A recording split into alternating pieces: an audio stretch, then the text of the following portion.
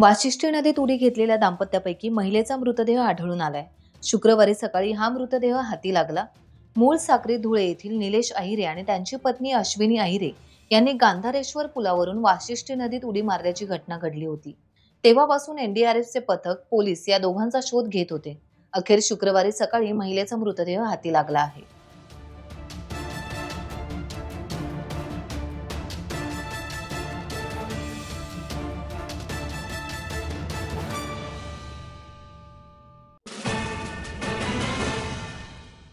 Digital arrest नावाचा पहिलाच गुन्हा रायगड जिल्ह्यातील अलिबागमध्ये घडलाय। सायबर चोरट्यांनी एका वृद्ध नागरिकाला 66 लाख रुपयांचा चुना लावला होता। 1.5 महिन्यांच्या अथक प्रयत्नाने या चोरीतील म्होरक्यासह 11 जणांच्या मुसक्या आवळण्याची दमदार कामगिरी रायगडच्या सायबर सेलने केली आहे। देशातील विविध राज्यातील आरोपींचा या गुन्ह्यात समावेश आहे। चोरट्यांकडून विविध बनावट कंपन्यांच्या नावावर घेतलेले 1.5 किलो वजनाचे 6175 SIM cards, 35 mobile phone, laptop जप्त करण्यात आले आहेत। हे जे सप्लाय साइड आहे, ट्रान्सपोर्ट, डिस्ट्रीब्यूशन, मॉनिटरी आणि सप्लायर ते आहे। जवळपास 2 महिन्यांनंतर ताजे फडफडीत मासे खाण्यासाठी उत्सुक असलेल्या खवय्यांना आणखी काही दिवस वाट पाहावी लागणार आहे। कारण 1 ऑगस्ट पासून तांत्रिकदृष्ट्या मासेमारीला सुरुवात होते। पण सध्याची परिस्थिती वादळी आहे। समुद्र खवळलेला आहे। त्यामुळे मासेमारीसाठी बोटी समुद्रात पाठवता येणार नाहीत किंवा त्या जाणार नाहीत। परिणामी आता ताजे फडफडीत मासे मिळण्यासाठी आणखी काही दिवसांची वाट पाहावी लागणार आहे।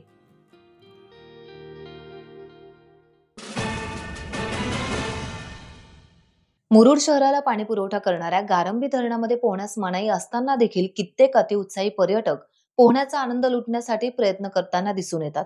धरणाच्या खालील भागात रुंद आकाराचे पाईप टाकलेले असल्याने त्यातून पाण्याचा विसर्ग हा फार मोठ्या प्रमाणात होत असतो आणि त्यामुळे धरणात बुडून मृत्यू ओढवण्याचा धोका असतो। मागील रविवारी या ठिकाणी अशीच एक दुर्घटना होता टळली। एका पर्यटकाने धरणात उडी मारली आणि तो बुडून खाली गेला। त्यानंतर त्याच्यातल्याच दोघांनी त्याला वर आणले आणि त्यामुळे त्याचा जीव वाचला। रायगडसह अलिबाग आणि परिसरात कोणतीही परवानगी न घेता स्मार्ट मीटर बसवले जात आहेत। या विरोधात शेतकरी कामगार पक्षाच्या वतीने अलिबाग मधील चेंड्रे येथील महावितरण कंपनीच्या कार्यालयावर हल्लाबोल करण्यात आला। मीटर बसवणे बंद करा, भरमसाठ बिल आलेले रद्द करा, अशा अनेक मागण्यांसाठी हा लढा पुकारण्यात आला। अखेर महावितरण विभागाचे अधिकारी या लढ्यासमोर नमले। त्यांनी 8 दिवसात सकारात्मक कार्यवाही करण्याचं लेखी आश्वासन दिलं आहे। त्यानंतर आंदोलन थांबवण्यात आलं। ग्राहकांना दिलासा कसा मिळेल? मी 8 दिवस दिले तुमच्याकडे, तुम्ही बोला वरिष्ठांशी। वरिष्ठ बोलले नाही आपल्याला सकारात्मक भूमिका घेता येणार, तुम्ही कुशाल आम्हाला कळवा। आमच्या हातात रस्त्यावर उतरण्याचं शस्त्र बाबासाहेबांनी दिलेलं आहे। बरोबर, आमचा लढा सुरू झालेला आहे। फक्त 8 दिवस मी तुम्हाला मुदत दिली साहेब, की आम्हाला कुठेतरी आश्वासित करा की आम्ही वरिष्ठांचं मार्गदर्शन घेऊ। तुम्हाला काय वाटलं आम्ही तुमच्या पेन कार्यालयावर धडकू शकणार नाही, आम्ही मंत्रालयावर धडकू शकणार नाही? हा केवळ अलिबागचा आणि शहराचा प्रश्न नाही, उभ्या महाराष्ट्राचा प्रश्न असणार आहे नंतर। मग मात्र तुम्ही लपू नका कुठे, कर्मचारी आणि अधिकारी। मला आज जर तुम्ही आश्वासित करत नसाल तर इथून एकही माणूस हलणार नाही, किंबहुना अख्खं शहर आणि अख्खा तालुका संध्याकाळपर्यंत इथे जमा होईल। ठिय्या आंदोलन, सक्तीची मीटर सक्तीचं सोडा। अलिबाग तालुक्यात आणि अलिबाग शहरात स्मार्ट मीटर नाही पाहिजे, नाही पाहिजे, नाही पाहिजे।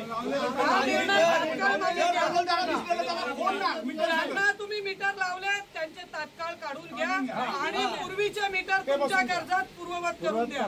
तिसरी गोष्ट, स्मार्ट मीटर लावल्यानंतर आलेली वाढीव बिलं तात्काळ रद्द करा। या आमच्या मागण्या हे खाजगीकरणाचं पहिलं पाऊल उचललं अडाणी अदानीसाठी हे बंद झालं पाहिजे। आणि तुमच्या एमएससीबीचे कित्येक अधिकारी वरचे आम्हाला मॅडमला फोन करून सांगतायत की ताई तुम्ही लोक याच्यावर आंदोलन जोरात करा। पक्षाचा स्मार्ट मीटर बंद झालंच पाहिजे। अरे बंद करा, बंद करा, स्मार्ट मीटर बंद करा। टाइम्स डिजिटलला लाईक करा, सबस्क्राइब करा, शेअर करा आणि बेल आयकॉन दाबायला विसरू नका। पाहत रहा टाइम्स डिजिटल।